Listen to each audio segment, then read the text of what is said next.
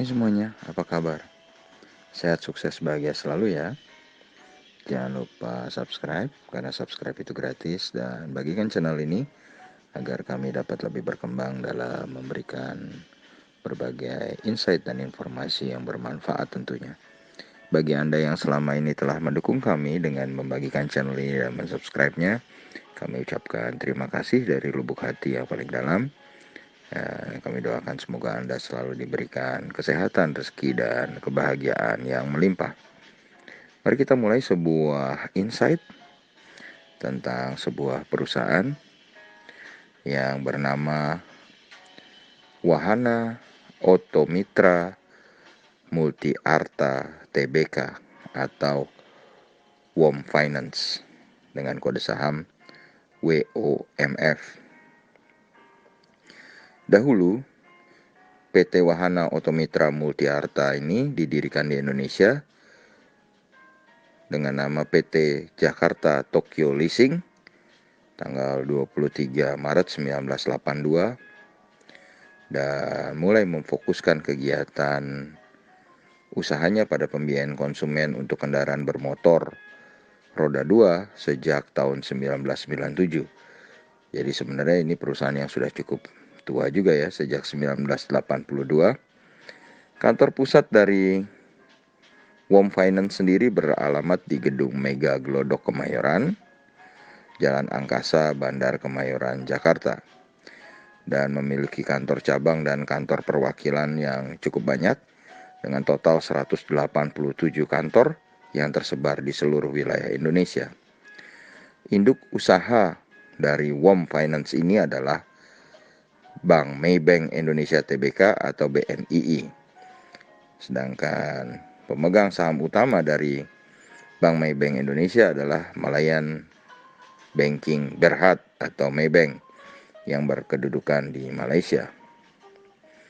Berdasarkan anggaran dasar perusahaan, ruang lingkup dari kegiatan WOM Finance adalah bergerak dalam bidang lembaga pembiayaan meliputi sewa guna usaha, anjak piutang, pembiayaan konsumen, dan kartu kredit. Saat ini kegiatan utama WOM Finance adalah bergerak dalam bidang pembiayaan konsumen, motor baru dan bekas, baik berupa konvensional maupun yang secara syariah. Kemudian kalau kita lihat, WOM Finance sendiri saat ini berada di posisi harga Rp234 dengan nilai pasar atau market capital sebesar 814,67 miliar. WOM Finance sebenarnya sudah cukup lama melantai di pasar modal Indonesia, yaitu terhitung sejak 13 Desember 2004. Dengan pemegang saham terbanyaknya adalah PT Bank Maybank Indonesia Tbk atau BNII sebesar 68,5526%.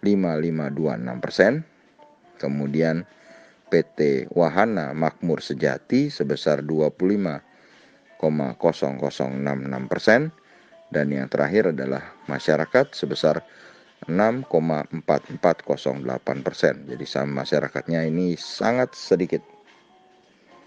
Dengan presiden komisarisnya Bapak I. Nyoman Cager, dengan presiden direkturnya adalah Jaya Suryanto Sutandar. Kemudian kalau kita lihat dari bagaimana EPS-nya, WOM Finance saat ini mengalami penurunan EPS yang cukup signifikan, baik itu secara Q on Q maupun year on year, sehingga hanya berada di posisi 33. Padahal kalau kita lihat sebelumnya, WOM Finance ini berkembang cukup pesat ya, maksudnya cukup baik. Dari 2017 EPS-nya 52, kemudian 2018 62, dan 2019 adalah 75. Namun tahun ini seiring dengan adanya COVID-19 merosot ke 33. Dan kalau kita lihat secara sales atau penjualannya, WOM Finance membukukan sales sebesar 943,59 miliar rupiah, dengan aset sebesar 6,76 triliun, liability sebesar 5,57 triliun, dan ekuitas atau equity sebesar 1,2 triliun. Dan memiliki net profit sebesar 57,28 miliar. Kemudian kalau kita lihat book value per share dari WOM Finance ini adalah 344. Sehingga ini membuat WOM Finance menjadi sebuah perusahaan dengan valuasi yang cukup menarik. Ya, ini price to book value ratio-nya kecil, 0,68 kali. Dan PER-nya atau price earning ratio-nya juga cukup kecil, ya, di 7,09 kali.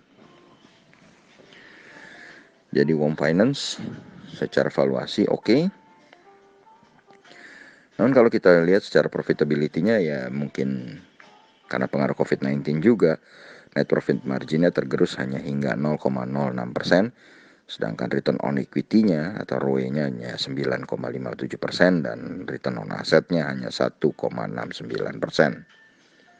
Sedangkan WOM Finance sejak tahun 2018, 2019, dan 2020 adalah perusahaan yang selalu membagikan dividen, dan dividennya pun terus bertambah. Dari 15,5 di tahun 2018, naik ke 18,5 di 2019, dan terakhir 22,4 rupiah. Dan itu menghasilkan dividen yield yang cukup besar, 9,57%.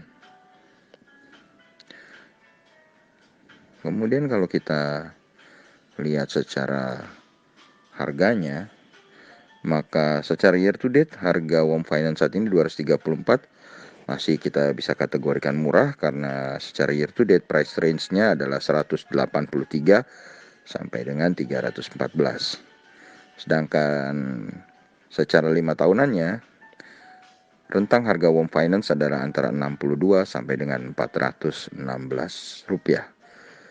Dan itu pun masih tergolong murah secara 5 years. Jadi kalau kita bilang harga WOM Finance cukup murah, dan juga secara valuasi WOM Finance pun cukup murah. Kemudian kalau kita lihat secara foreign atau asing, memang sampai selama 1 bulan terakhir tidak ada pergerakan dalam investor asing di saham WOM Finance ini. Tapi kalau kita lihat secara year to date atau dari awal tahun sampai dengan saat ini, investor asing membukukan jual bersih sebesar 12,46 miliar, cukup besar. Demikianlah insight kami tentang sebuah perusahaan finance bernama WOM Finance. Ini bukanlah ajakan untuk membeli, tapi hanya untuk menambah kasanah informasi bagi Anda mengenai sebuah perusahaan yang bergerak di bidang finance. Tetap sehat, tetap semangat, maju terus dalam mencapai profit maksimal pasar modal Indonesia, dan jangan lupa untuk selalu berusaha bahagia.